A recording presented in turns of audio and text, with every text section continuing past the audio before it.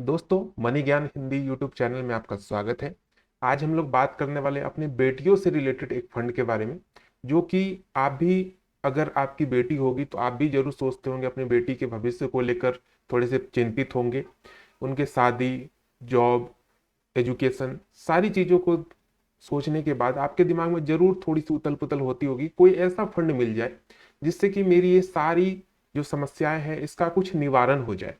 तो उन्हीं सब चीजों पे हम लोग बात करेंगे, एक ऐसे फंड के बारे में जो कि आपको इन सारी परेशानियों से आपको थोड़ी सी राहत जरूर दिलाएगा।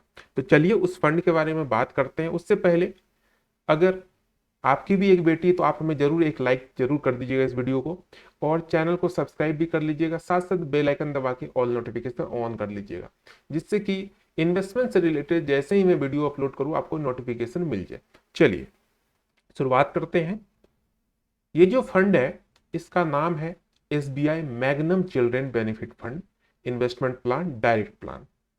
ठीक है, ये पूरा नाम है और ये SBI की फंड है। SBI म्यूचुअल फंड का एक प्रोडक्ट है, SBI magnum children's benefit fund. तो SBI के होने के नाते ट्रस्ट फैक्टर जो होता है वो बढ़ जाता है इस फंड का। अब बात करें इसके कि अभी तक कितने पैसे इसने लोगों को दिए हैं, कितना रिटर्न दिया है, क्या क्या चीजें इसने की है, पूरे डिटेल में जानते हैं। देखिए, ये फंड ज्यादा पुराना नहीं है, मैं आपको सारा चीज क्लियर बताऊंगा। ये फंड सितंबर 2020 में स्टार्ट हुआ, उस अकॉर्डिंग देखे तो अभी ये 2 साल से 2 से ढाई साल के बीच का ये फंड है। अब इसकी जो ओवरऑल इन 2 सालों 2.5 सालों में जो इसने रिटर्न दिया है उसकी वैल्यू है 54.33%। तो एक बहुत बड़ा, बहुत तगड़ा रिटर्न अभी तक ये दे चुका है। ऐसा नहीं कह रहा कि मैं यही रिटर्न आपको पूरे लाइफ टाइम मिलेगा, हो सकता है इसमें डाउनफॉल हो, लेकिन अभी जो रिटर्न इसने दिया है वो दिया है 54.33%। इसके बाद बात करते हैं इसके लास्ट के 2 सालों की, तो 54.65% और लास्ट के 1 ईयर में 6.61%। तो ये है इसका ओवरऑल रिटर्न का अभी तक का डेटा। फंड साइज की बात करें तो लगभग 604 करोड़ इसमें अभी तक पैसे इन्वेस्ट हो चुके हैं, लोगों ने इस फंड को 604 करोड़ का बना दिया है। अब बात करें कि इसके क्या रूल रेगुलेशन है, तो मिनिमम इन्वेस्टमेंट की अगर हम लोग बात करें तो इसमें 1,000 से आप SIP स्टार्ट कर सकते हैं। पर मंथ 1,000 रुपये आपको जमा करने होंगे मिनिमम, 1,000 से आप करवा सकते हैं SIP।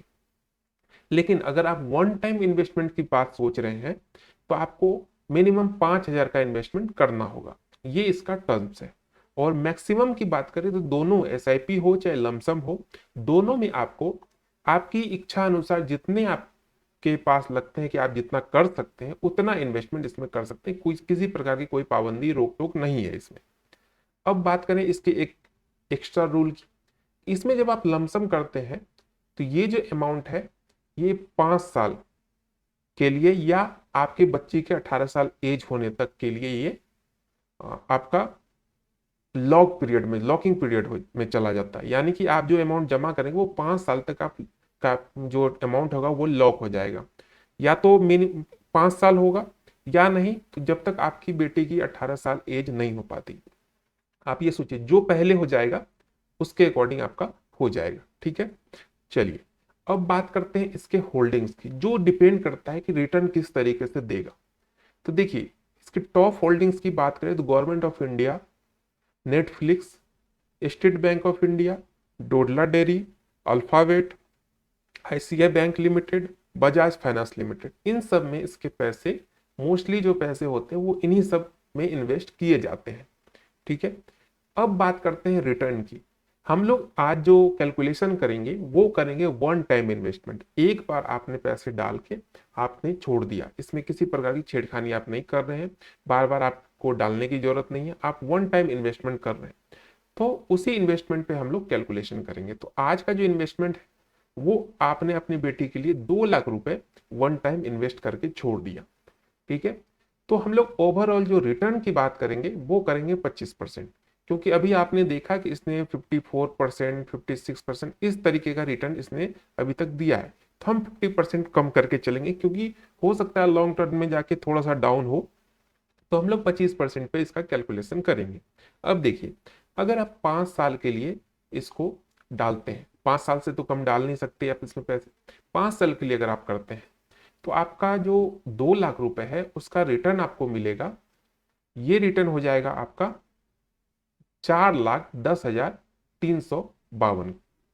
और टोटल वैल्यू 2 लाख ये और 4 लाख ये 6,10,352 का आपका एस्टिमेट रिटर्न आपको मिल जाएगा। टोटल वैल्यू मिल जाएगा 5 सालों के बाद। लेकिन अगर और ज्यादा दिनों के लिए आप करना चाहते हैं, मान लीजिए आपने 10 साल के लिए 2 लाख रुपए छोड़ दिए, तो आपको जो एस्टिमेट रिटर्न मिलेगा वो 16,62,645 रुपए का होगा। और टोटल वैल्यू हो जाएगी 16 लाख ये और 2 लाख आपके, मतलब 18,62,645 रुपए। ये हो गई सिर्फ 10 लाख की कहानी। लेकिन हमारा टारगेट है कि हम 1 करोड़ तक कैसे पहुंचे। तो आप ये देखिए, अगर आप 15 साल के लिए इन्वेस्टमेंट करते हैं तो आपके 2 लाख की वैल्यू 54,84,342 हो जाएगी एस्टिमेट रिटर्न के तौर पे। लेकिन टोटल वैल्यू आपको मिलेगी 56,84,342 रुपए।